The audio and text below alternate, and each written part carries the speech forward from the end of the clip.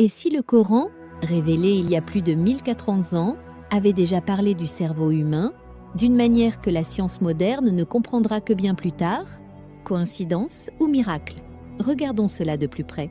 Écoute attentivement ce verset de la sourate 32, versets 7 à 9.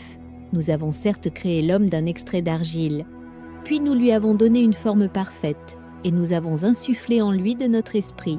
Ensuite, nous vous avons doté de l'ouïe, de la vue et du fouad, mais peu d'entre vous sont reconnaissants.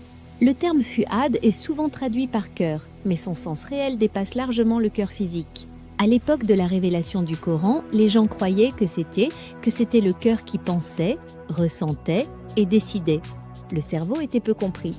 Pourtant, le Coran distingue clairement trois fonctions, l'ouïe, la vue et le fuad, c'est-à-dire le centre de conscience, de réflexion et de compréhension. Or aujourd'hui, la neuroscience moderne nous confirme que toutes ces fonctions, écouter, voir, réfléchir, décider, sont centralisées dans le cerveau. Le mot fuad, selon les exégètes, désigne le siège des émotions et de l'intellect, un rôle attribué au cerveau et non au cœur biologique. Alors comment un homme du désert, sans microscope, sans IRM, aurait-il pu faire une telle distinction, aussi juste? Pour beaucoup, ce verset est un signe d'Allah, une preuve que le Coran ne peut pas être l'œuvre d'un homme. Il ne s'agit pas seulement d'un texte religieux, mais d'un message intemporel, adressé à ceux qui observent, qui étudient, qui réfléchissent. Allah nous dit dans plusieurs versets « Ne réfléchissez-vous donc pas ?» Et aujourd'hui, la science valide ce que le Coran affirmait déjà, bien avant.